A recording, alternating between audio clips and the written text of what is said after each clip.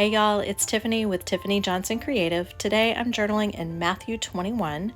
It's Palm Sunday as I'm journaling this and recording, so this is on the triumphal entry of Jesus in Matthew 21.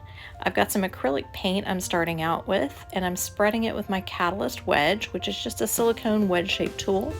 If you don't have one of these, honestly, they're really awesome to play with, but you can totally use a plastic credit card or a palette knife or something along those lines. And the colors I'm using are, these two are from Lucas. I'm using the Arctic color, which is that minty aqua color, and terracotta, which is the color I'm putting on here. And I'm adding a little white gesso for some variation in there as I spread them around. Okay, this is a totally loose, fun page, spreading things around with not a whole lot of plan right here. And as I've said before, there's always a messy middle, and I think we're seeing it right now. I'm gonna add a little bit of yellow ochre in there with my palette knife, and you can tell the paint is still kind of wet, so it's actually blending and scraping and mixing around in there, which is really nice. A little bit more of that yellow ochre, and it's just in an empty bottle there. This is actually, I think, Nova Color paint for the yellow ochre, but it doesn't really matter what brand you're using. And this is in my Interleaved Bible, so I've got that beautiful blank page by every page of text. So I have plenty of space to do my creative Bible journaling. You can also do the same process, obviously, in an art journal, in a sketchbook, anything that you like to journal in. Now here I've got some deli paper with some painted marks on it, and these are actually from my last video. So I just posted a video recently on how to use makeup sponges, and that's what these are from. So if you want to see how those collage papers were made, make sure you see the other video after you're done with this one. So I'm tearing these up, and you'll see the deli paper is really nice because it goes pretty much transparent when you glue it down with that matte medium, but it's a lot more durable than, say, tissue paper. So it's a nice option. You can buy it off Amazon, and it is literally the deli paper that people wrap sandwiches in at a deli. But you can paint on it, you can gel print on it, you can do all sorts of things on it, and keep it on hand for some fun collage paper and backgrounds. So you'll see there, I'm using just a plain plastic card to spread on some matte medium, putting the paper on top, and then coming back over it with matte medium to seal it in and make sure I have all the wrinkles out. Now you see I picked up a little extra paint on that card, so I'm wiping that off real quick, and then adding some more matte medium. The matte medium itself is clear when it dries. You'll see it goes on a little white at first. And there's some more collage paper from the last video that I'm going to add on the top. Again, this is a great way to add visual interest, and with the paper you can audition it and see where you like it and how you like it without committing to it until you glue it down, unlike stenciling or stamping straight onto the page. So it's a nice option and adds some beautiful layering.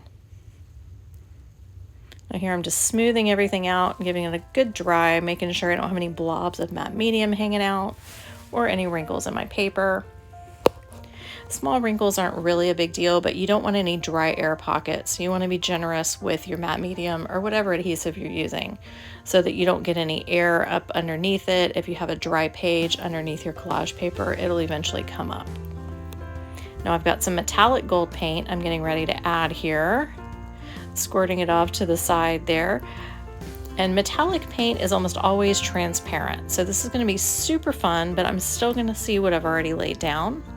Now I'm using the same stencil that was used to create that top pattern there on the collage paper, but I've offset it just a little bit so it's not going straight over the same spots, and using that beautiful transparent shiny metallic gold and my trusty makeup sponge, I'm adding that all over the top of the page, and honestly, I loved it so much, I decided the whole page could use some gold.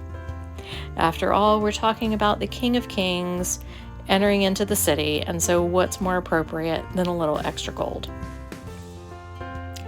Again, I'm going to give it a good dry so we can go on to our next step and not smear that beautiful gold paint around. Making sure I haven't glued it down. I do have wax paper behind that page so that I'm not painting it shut.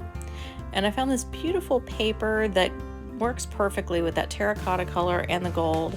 And honestly, it was just by chance. So this wasn't planned out ahead of time. The part you didn't see was me rifling through my paper bin to look for some paper to work for this. And what I'm doing here is penciling out the word Hosanna, because that's a big word in this passage. Hosanna is an expression of joy, adoration, excitement. So I'm just penciling it out. First, I started out printing it in a size that would fit on the page, and then I'm just block lettering or bubble lettering around those letters so that they're close enough that I'm going to keep the whole word connected. And I've just got my small scissors that I use for fussy cutting. I'm cutting around the basic part of the shape, and then I'll cut into the outline. Now you could cut individual letters or stamp or do any type of letters you want, but this is a fun way to make a whole word and keep the whole thing connected. And it's fairly easy to do.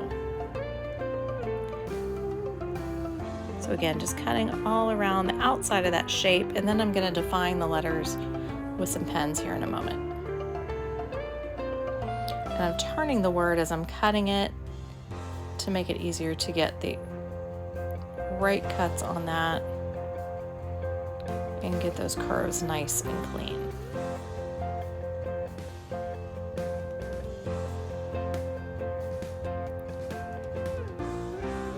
All right, so I've got my shape, I've got an idea where I'm putting it. I'm going to take my eraser now, it's just a plain pink eraser, and get rid of those pencil lines so that you don't see those later. You want to do that gently and hold down your paper as you're erasing it, because now that it's in a smaller piece, if you don't hold it down firmly, it could crumple up as you're trying to work the eraser back and forth. So we're going to get rid of those scraps, brushing off the page, and I'm grabbing my gold Uniball Signo gel pen. These gel pens are great for adding highlights and different lettering techniques, and I'm not doing anything fancy here. I'm just doing some super loose outlining around the letters to define them. And I'm not even trying to be very precise on this. It's more of a whimsical feel, just to define the letters a little bit. Now what you'll see is when I'm done with the gold, as much as I love it, it's not quite enough to set the letters apart when you're looking at it on the page. So what I'm going to do next after the gold is grab a black Posca paint pen. There it is. It's pretty, but it doesn't quite stand out. So I'm going to grab that black Posca paint pen. More whimsical outlining, but I'm not trying to override the gold. So I still want that gold to show. I just want the letters to be more defined so that you can read them a little easier when you flip the page. Posca paint pens are one of my favorite things to use for so many things, especially lettering, and they work great over acrylic paint. So now the word is more legible. I'm adding a little gold paint in the middle there just to offset it. I'm going to grab my matte medium one more time and squirt it generously on the page and spread it out with my card. Now again, if you don't have a card handy, a palette knife works, a stiff paintbrush works, silicone scrapers work, your fingers work, anything that spreads it out and then smooths it out on top so you don't have a bunch of wrinkles or bubbles. Use what you have. All right. And again, giving it a good dry now that I've got my word on there. Oh, they're pretty shiny. I am back to that Posca paint pen to add some words in that little section at the bottom. Okay, so this is part of the verse that I'm journaling here. Blessed is he who comes in the name of the Lord, Hosanna in the highest. So I hope this inspired you. Wishing you all a happy Easter week if that's when you're watching this. I hope this has blessed you. And if you enjoyed it, be sure and like and subscribe to the channel so you can see more content. Thanks.